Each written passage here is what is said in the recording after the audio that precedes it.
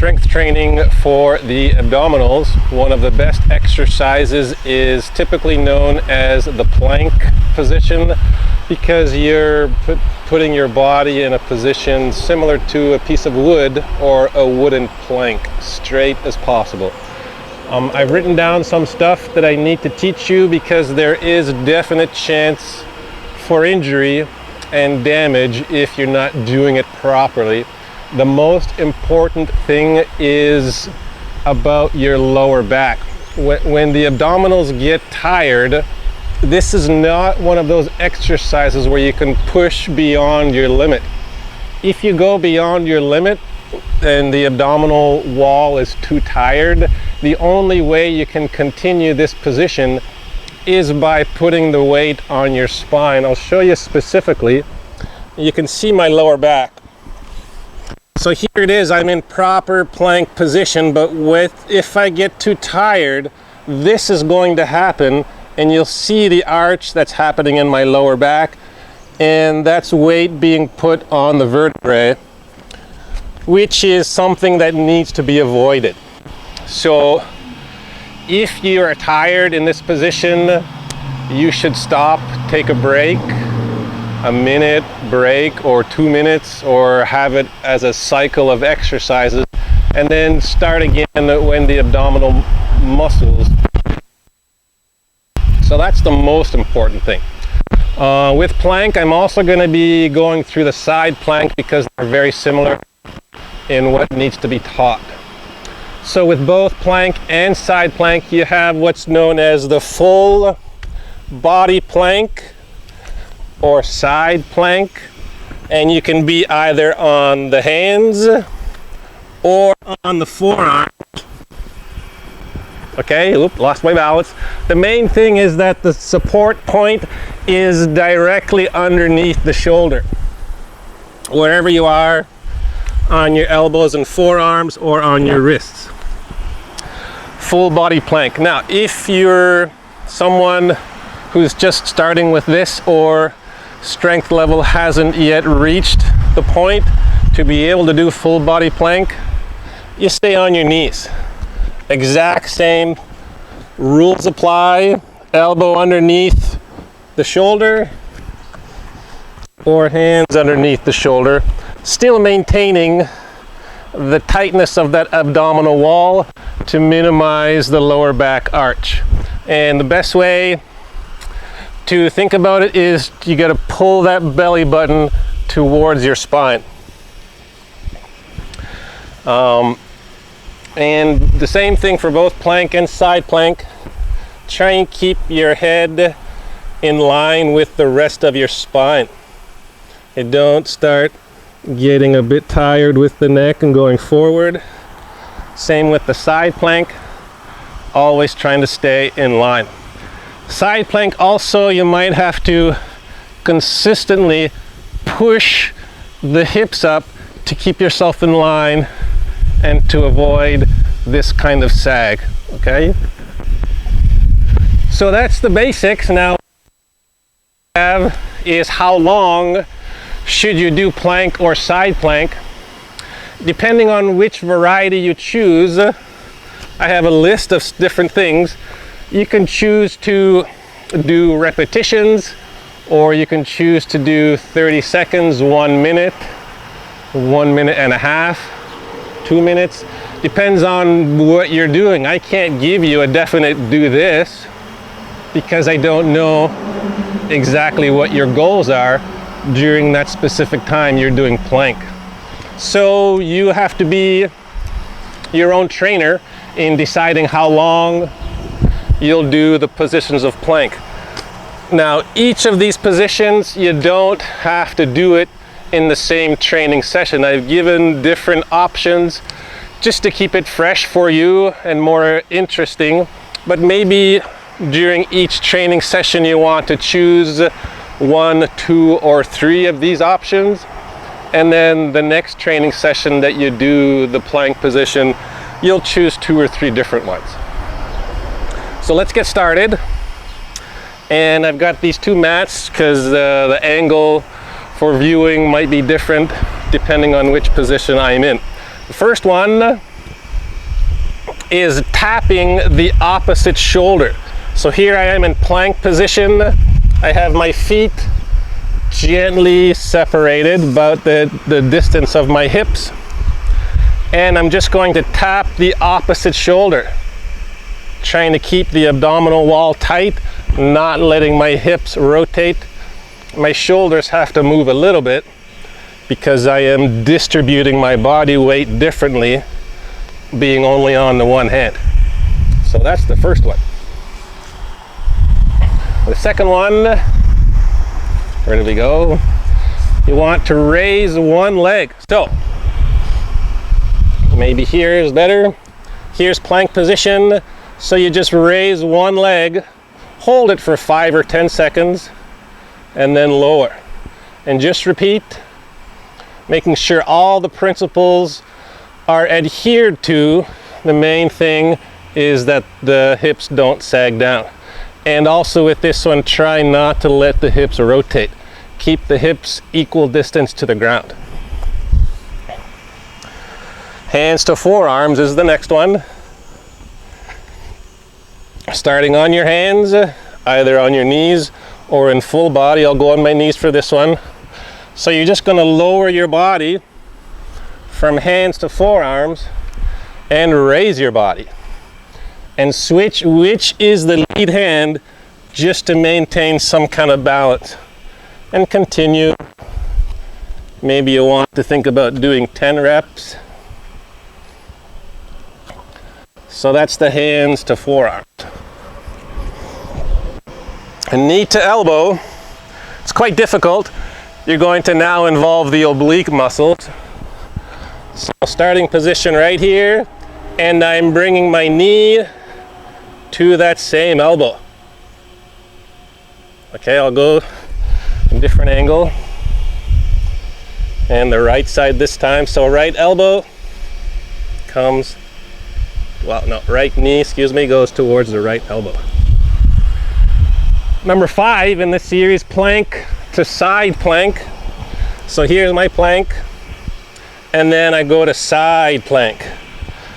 Okay, one thing I didn't review yet with the plank, and then back to regular plank, and then I would switch, maybe holding each position for about 10 seconds.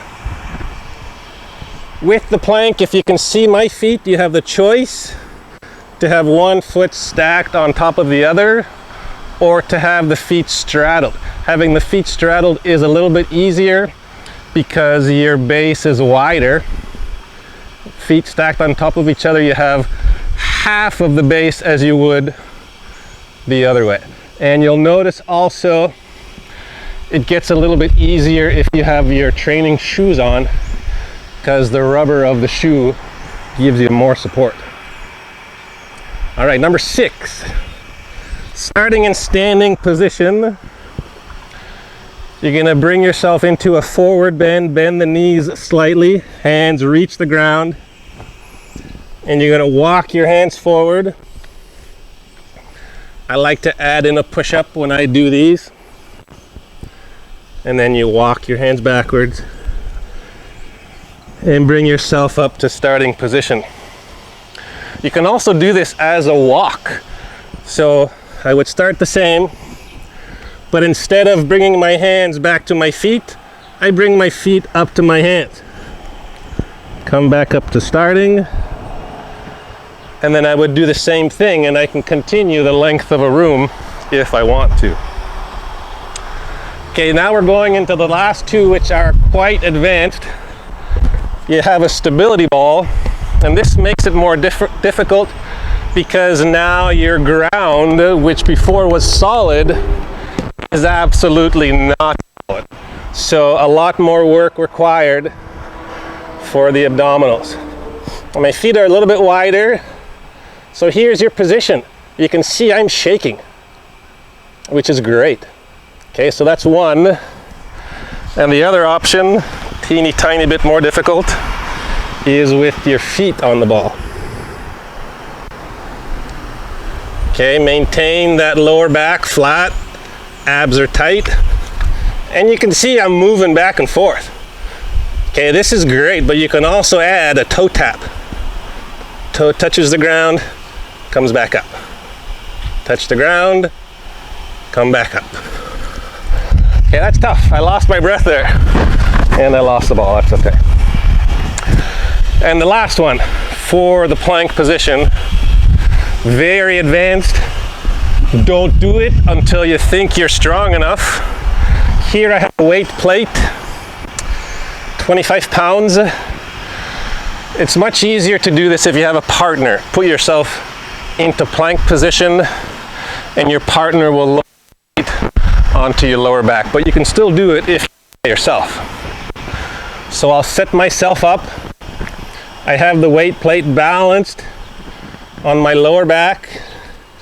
And then I just have to bring myself slowly up into plank position.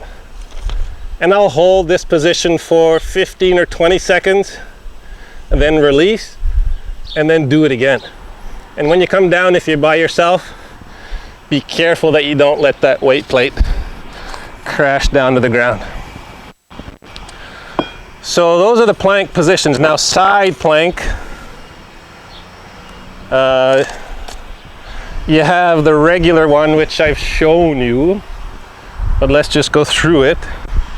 So regular one is like here. The options are feet on top of each other or feet straddled. I don't know which is better, to have the top foot in front or the top foot behind. You experiment and you'll find it. Or you can have the bottom knee on the ground. It makes it a little bit easier. So here's your regular plank.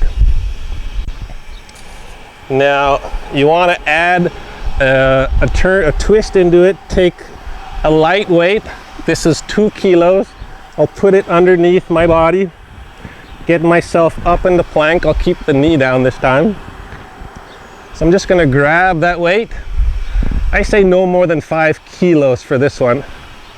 I lower the weight, I rotate at the shoulders, keeping the hips straight, and I'll bring it back up. Okay, maybe this view would help you out. So I'll lower the weight, put it underneath my armpit, trying to rotate only from the shoulders, and then bring it back up. And you can repeat that maybe 5 or 10 on each side. Again, up to you, depending on what your goals are. And here's an advanced one. Yeah, I'll use the 25 pounds again. You might want to go lighter, especially if this is your first time. And getting into starting position is a little bit tricky. So I put the weight above my head, and then I'll set myself up. So right here is an excellent position for strengthening. You can see I lost my balance again. But if I add in a press, bringing that elbow down to my ribs, now I'm working the upper body on the right side. Really tough. Really good for training. Okay, what you do on one side, obviously you always want to do on the other. To lower yourself, you also have to be careful. If you're using a medicine ball for something like this, a bit easier because you can let that ball just drop down to the ground. And the last one for side plank, I'll use this 25 pounds again, and you just put it on your hips. The extra weight on the midsection of this plank position is forcing the muscles to work harder.